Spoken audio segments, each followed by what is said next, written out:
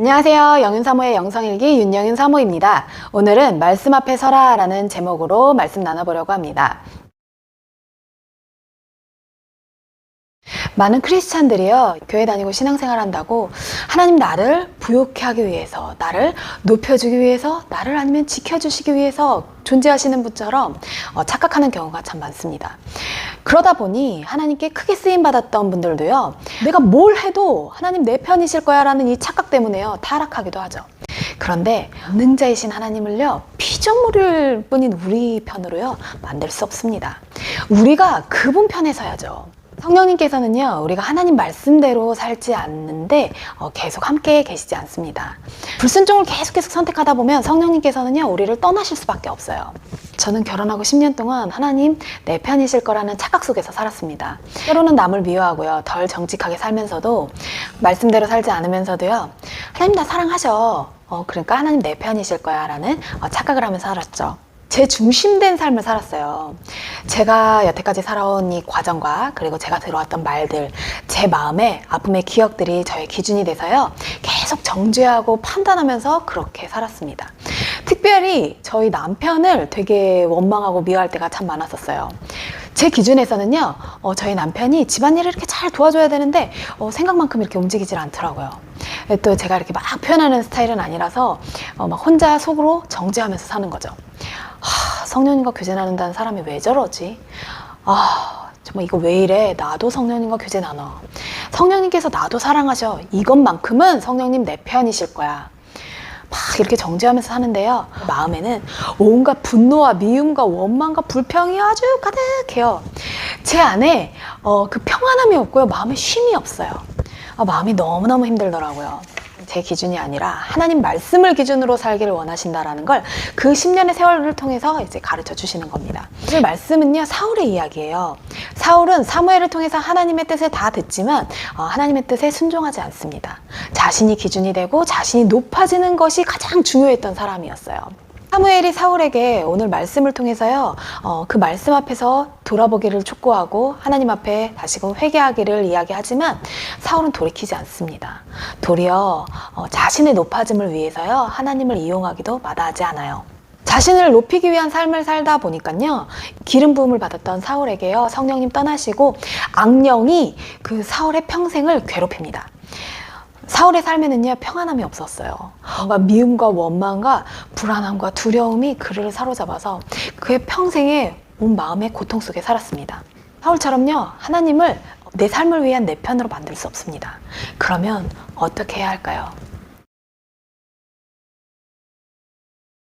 계속해서 이제 하나님을 알아가면서 나랑은 아예 존재 자체가 다른 전능자 하나님이시구나, 그분은 그분의 말씀 앞에서 타협하지 않으시는구나, 그저 저를요 오랜 기간 동안 참으시고 기다려주셨던 것 뿐이죠, 하나님은 제가 옳다라고 여기지 않으시더라고요.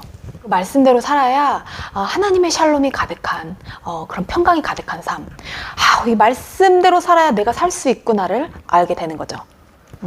사무엘이 이르되 여호와께서 번제와 다른 제사를 그의 목소리를 청종하는 것을 좋아하신 같이 좋아하시겠나이까?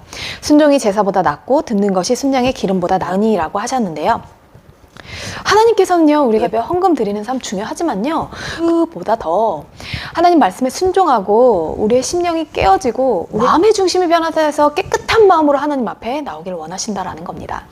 사무엘이 밤을 새면서 사울을 위해 기도하는데도요, 사울은 돌이키지 않아요. 변화되지 않아요. 하나님은 처음에 사울을 선택하셨을 때처럼 정말 내가 아무것도 아니구나 하고 하나님 앞에 겸손히 나아가서 그분의 은혜로 되어지는 삶을 살길, 겸손히 그분의 말씀 앞에 순종하면서 정말 하나님 그 사울을 얼마나 구원하기를 원하셨을까요? 오늘 우리도요, 이 말씀 앞에서 우리 스스로를 돌아보기를 원합니다. 혹시 사울처럼 하나님 앞에서의 삶이 아닌 부유해지고 사람들이 인정해주는 것을 위해 살고 있진 않습니까? 하나님 편에 서서 그 말씀에 순종하기를 선택해야 할 때입니다. 10여 년 된 일인 것 같아요. 우리나라에 되게 유명한 아주 스타 목사님이 성추행 사건으로 교회를 사퇴하게 되셨어요. 예전에도 그렇고 지금도 그렇지만 지금도 뭐 기독교가 개독교라는 그런 욕을 참 많이 먹고 있긴 한데요. 저는 그때처럼 개독교라는 욕을 많이 먹은 때는 없었던 것 같아요. 왜냐면 그 목사님이 굉장히 유명하셨던 아주 인기 많으셨던 목사님이셨는데 계속 부인하다가 결국엔 드러났고 그게 한두 건이 아니었었거든요. 개인적으로 마음이 아프더라고요. 이게 그렇게 드러나지 않았더라면 하나님께서 욕을 먹으시지 않으셔도 되고 기독교 전체가 이렇게 욕 먹지 않아도 됐을 텐데, 그렇게 이제 마음이 아파서 기도하고 있는데 성령님께서 주시는 감동이 있었어요. 정말 올바른 부모라면요, 자녀가 죄악된 삶을 사는데 그냥 내버려 두지 않을 거예요. 그 죄 감춰주지 않을 거예요. 왜냐하면 그 죄가 더 커져서 이 자녀를 삼켜버릴 것이기 때문이죠. 부모가 더 마음이 아프고 더 큰 그 벌을 받는다 하더라도요, 이 자녀를 올바로 세워주는 것이, 올바로 잡아주는 것이 올바른 부모의 역할이죠. 하나님께서 그 목사님 앞에서 그렇게 하나님 아버지로서 먹으시면서까지 그 목사님에게 회개할 기회를 주셨어야 했다라는 그런 감동을 주세요. 근데 오늘 우리에게 말씀을 주심도요, 마찬가지라는 거예요. 우리가 작은 것이라고 죄와 타협하면서 살면서요, 죄의 독이 막 퍼지고 있는데 알지 못하는 우리에게요, 우리를 끊임없이 살리기 위해서 그 주시는 말씀이요, 그 하나님 아버지의 사랑이라는 것이죠. 오늘 23절의 말씀처럼요, 우리는 점치는 죄를 범하지 않아요. 그런데 하나님 말씀을 거역하고 있진 않습니까? 사랑하라고 하시고 용서하라고 하셨고요, 높아진 마음으로 살지 말고 낮아진 마음으로 살라고 하세요. 불평하지 말고 감사하라고 하시는데요, 오늘 하루 말씀에 순종하기보다 내 마음대로 살고 있진 않았는지, 그래서 우리가 하나님 앞에 이 점치는 죄와 같은 범죄를 저지르고 있진 않은지 돌아보기를 소망합니다. 우리는 우상에게 절하는 죄를 범하진 않지만요, 완고하진 않습니까? 하루를 시작하면서도 그 앞에 잠잠히 머무르는 시간을 갖지 않고 기도하지 않으면서 그거에 변화되려 하지 않는 나의 심령이 하나님 앞에 우상에게 절하는 죄와 같은 범죄를 저지르고 있진 않은지 돌아보기를 원합니다. 우리는요, 단 한 번의 예배를 드려도 하나님, 오늘 제 심령이 하나님 말씀 앞에 깨어지기를 원합니다.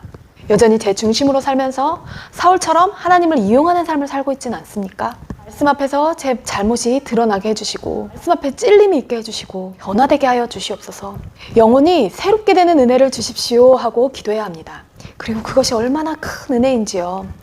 로마서 5장 20절에 죄가 더한 곳에 은혜가 더욱 넘쳤나니 라고 하셨는데요, 죄에 민감해서 빨리빨리 회개할 수 있는 것, 마음이 부드러워지고 하나님의 샬롬이 가득한 그런 삶을 사는 것, 성령님께서 편하게 거하실 수 있는 그런 성전으로서의 삶을 살 수 있는 것이 그 어떤 복과 비교할 수 없는 큰 복인 줄로 믿습니다. 내 힘으로 말씀대로 살 수 없지만요, 우리가 겸손하게 성령님의 도우심을 구하며 나아갈 때 말씀 앞에 깨어져서 순종할 수 있는 힘을 부어주시고 영혼의 담비 같은 새 은혜를 부어주실 거라 믿습니다. 들어주셔서 감사하고요. 다음에 다시 봬요. 안녕.